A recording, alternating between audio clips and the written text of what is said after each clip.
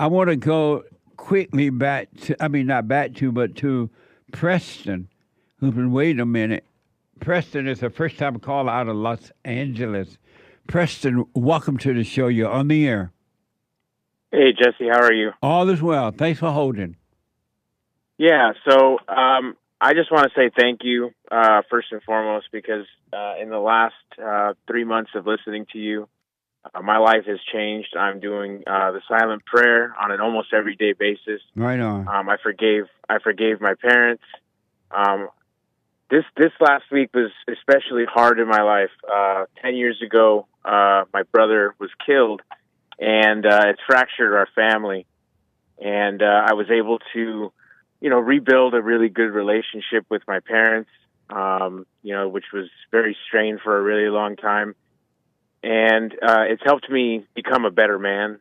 But being able to listen to you and forgive them made me even stronger in everything that I've been doing. But my main thing that I wanted to talk to you about and ask you is, my wife is Christian, and I grew up Catholic. I was away from the church for quite some time, but I've been recently going back, and she's been going this year, and it's brought us closer at times, but it's also kind of driven a wedge between us because my wife is, sorry to say, she's liberal, and I'm conservative. And the last caller that you had on was actually he just brought up a really good point about, like, you did have that episode about your wife is like your daughter in that sense. Yeah. And ever since I started looking at her like that, it's made me kind of like, just like mind blown at like some of the things that she thinks and some of the things that she believes. And I'm wondering like what I can do to kind of lead her to the right things, like it's just been really frustrating. Well, you just be absolutely honest with her. Tell her the truth about herself or whatever when she get angry or when she lost her imagination. You tell her the truth, but don't be angry. And if she refuses to receive the truth, let her suffer in her hell. And when she complains about her suffering, just let her know, I told you, you got to forgive. You got to drop your anger. You're in hell. But there's nothing else you can do. She have to want to come out of her hell. She has to want to overcome it. And then the truth will bring her out. There's nothing you can do. Yeah, but she's not necessarily like even angry. She's just more like ignorance is bliss kind of thing, where she's like, well, these things don't affect me. These things don't, impact my life. But like, for instance, she wants to have a child, and I don't right now. And I feel that way because, we're not in the place to be able to responsibly bring a child into this world. And she said something to me that was like, well, I can. And I said, but you're in a marriage. You're with me. Yeah. You're not a single person. Yeah. So I'm being logical about things. I'm a man, and I've had beta tendencies in the past when it comes to this relationship over the last decade. And I've recognized that. And these things are things that my father told me, like, son, you gotta, put your foot down with these certain things, and it's just not an option. And I've recognized those things now, and I've changed those things over the last couple of years of this marriage.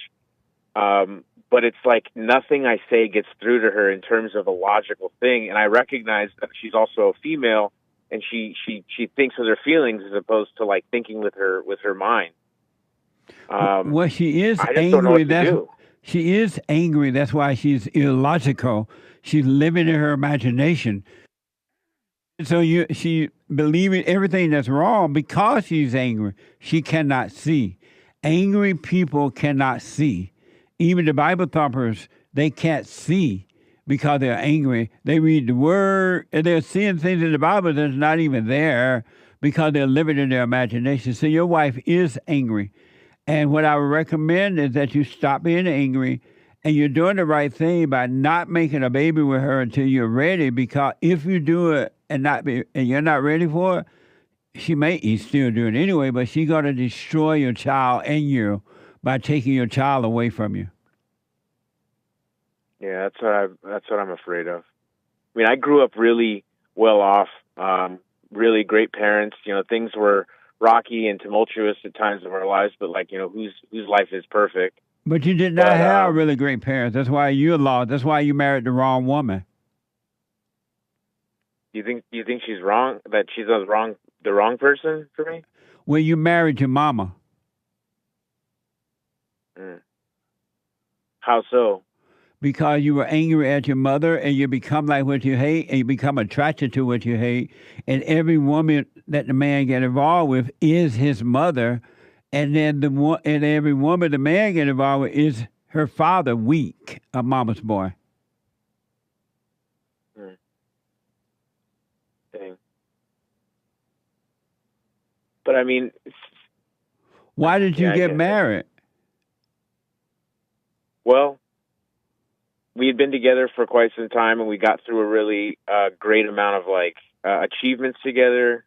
She was my best friend. She was somebody that I could trust, and things have changed in the last 2 years. We've been married for 2.5 years now, but the first 8 years of our relationship, 7 years of our relationship, were great. I'm not saying that the last couple of years hasn't been great, but she's changed, a lot. And I think it's more because I've become awakened in a lot of things. I used to be less conservative. I grew up in a very conservative house, and I went to church. I was in the church 3-4 days of the week from the time I was 6 years old all the way to the time I was 16. Wow, what a mess. But I feel like, well, I want to say I feel like she didn't change. That's what you see now is what was always there.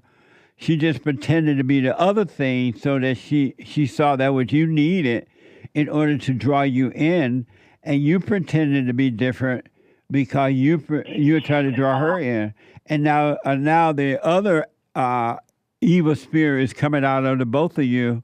Even though you're working on yourself now, you're going to overcome if you stay with her, but that's the person you married. She's the same person. You're just looking at a different spirit. Yeah. So how do I change that? Because can't change it. She have to want to change, and God has because it's spirit.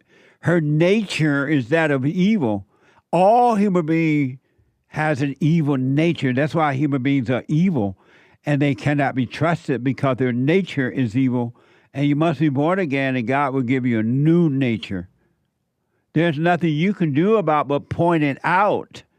And if she resists it, stop pointing it out and let her suffer. Don't argue with her or anything. Well, this last week, because I had such a rough week, I kind of retreat inwards, and I try. I've definitely not tried to be in my imagination at all this week. I've been, keeping myself busy. And it just got, kind of overwhelming. And my wife and I took a couple of days where we just weren't really, we've been kind of having some issues lately. And I basically just told her I've outgrown this stage of my life. I've outgrown this place that we live in. I want to live somewhere that's going to give us a better opportunity at life for stability and happiness. And if you really want a child, you need to look at these things from a logical standpoint. And if you don't want to come with me, I need to move on with my life and go somewhere that's going to make these things possible. And I kind of put it out there for her, and, we haven't come back to the conversation. But for instance, I became even more so conservative in that, I wanted to go back to, the Catholic faith in the sense that that's what I was doing, and don't go back to the Catholic faith. You don't want to go back to anything. You want to overcome the Catholic faith because that's what has kept you in hell. Well, I have noticed that since I've done the silent prayer, my mind is so much clearer. Yeah, you want a clear mind. And the Father, if you continue to work from within, everything you're looking for, everything you ever want to be, everything you can be is within you. The kingdom of heaven is inside of you. And you don't need to go back to the Catholic Church or anything. You need to stay within and work from within. Do the silent prayer, watch those thoughts, and the Father will change your nature from evil to good. And you'll be fine. He will give you a clear mind. Religion is Yeah. not the answer. That's what I've been feeling. Like, there's been a point in time with both, like going to this Christian church that because, like, for instance, she will take the word of this pastor at this Christian church that she's been going to before she will like even entertain anything that I have to say. Right. It'll be the same message. Yeah. It'll be the exact same kind of. The delivery is the same even, and she will take it from this pastor, and even that makes me feel uncomfortable because like he's during the service he's like trying to push this book onto people that he wrote, and it's like that's not why we're coming there. That's not why we're. Well, she hates you. There. She hates you, and you hate her. You guys don't love one another. And she hates the pastor too. It's just that the pastor catered to her right now. But if he ever spoke any truth to her at all, she would leave the pastor too. And she would find another pastor to make her feel good. See, and that's what I thought. Like, I mean, not that I hate her. No, you hate her. I don't think that she. That's why you get angry now. What? I'm resentful. I'm resentful. That's anger. Anger is hate. Hate and hatred is of your father, the devil. Yeah. That's why you guys are fighting because you hate one another. No husband and wife. You can't find a husband and a wife that love one another. But we can overcome this? Yes, if you want to. But she might not want to overcome it. So you got to work on you, and you will overcome, and then she will give you hell because you're going to hate the light that's in you, but the light will work out your life, and it will and the darkness will disappear from you, from your imagination, and maybe even this woman will get so mad and angry at the light in you, she'll leave.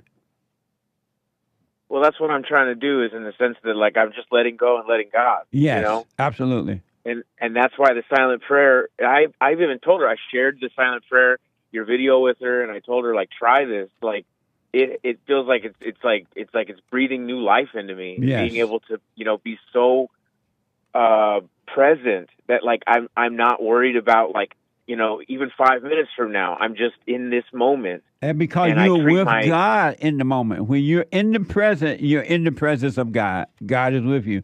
When you're out of the present by being into your imagination, thinking about the past or future and worried about this and that, you're with Satan. You're in hell.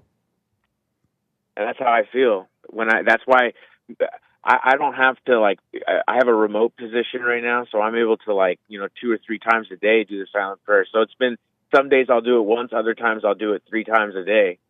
And it's given me a lot of direction. But, like, it gives me a clear picture of the things that are happening. Like, for instance, yes. like I'm a supporter of the Great White Hope. Right I on. truly believe that, like, we have one of the most difficult, tumultuous times in this country, and we need to become unified again. And the America that we grew up. I mean, I'm 36. Like, I grew up doing a Pledge of Allegiance every morning at school, and believing in the country and, like, the American spirit.